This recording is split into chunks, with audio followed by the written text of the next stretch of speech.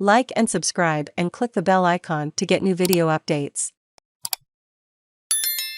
Australian man dies after being sucked into floodwaters. A man has died after driving his ute into floodwaters in Broken Hill, after record rains in the outback town turned the normally parched streets into virtual rivers. The 56-year-old man drove his Toyota Landcruiser into floodwaters on Tuesday night, and then exited the vehicle, whereupon he was washed away and sucked into a concrete pipe, NSW Police said. Police and State Emergency Service volunteers later found his body. Tragically, police said he and a male passenger drove into the waters in a desperate attempt to help other friends hit by the flooding. Some people made a decision to leave Menindee and head towards Broken Hill on the Menindee Road, unfortunately came across some floodwaters and became stuck, Barrier Police Superintendent Darren Brand told the ABC. Some people known to them came from Menindee to check on their welfare because they become stuck.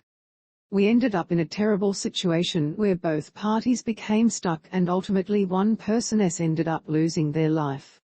The downpour that struck Broken Hill dumped 140 millimetres of rain on the western New South Wales town, eclipsing the previous record of 139 millimetres in a 1989 storm. The storm brought down a communications tower, meaning the Outback Centre was without mobile phone coverage. Meanwhile, unions are calling on Prime Minister Scott Morrison to reintroduce JobKeeper for people in flood-affected regions in NSW. Plus 5 View Gallery unions have called on the federal government to revive JobKeeper for those affected by floods. JobKeeper was a temporary measure designed to keep Australians in jobs by supporting COVID-affected businesses with payments of $1,500 per worker per fortnight to cover the cost of wages. The arguments that applied for COVID-affected workplaces also apply to flood-affected workplaces, Union's NSW Secretary Mr Morey said on Tuesday. We can't allow otherwise healthy businesses to fail because they've been hit by a crisis over which they had no control.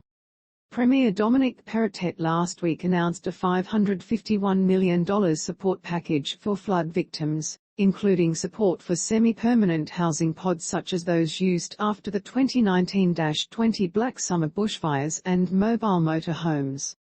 Emergency payments are short-term measures. We need medium-term structural support, providing solid financial foundations, Mr Morey said. The call came as Health Minister Brad Hazzard warned of serious biohazards for ocean swimmers after floods. We know when we've had big rains, the general advice is don't go surfing, don't go swimming in the open ocean for a day or two, Mr Hazzard said. When you've had a 1 in 100-year flood, you might be wise to not go surfing with parasites, bacteria and diarrhoea.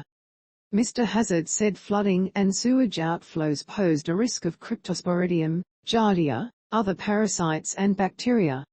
Normally you've got to fight somebody away from the surf, this time you might well be fighting off the parasites for diarrhoea, he said.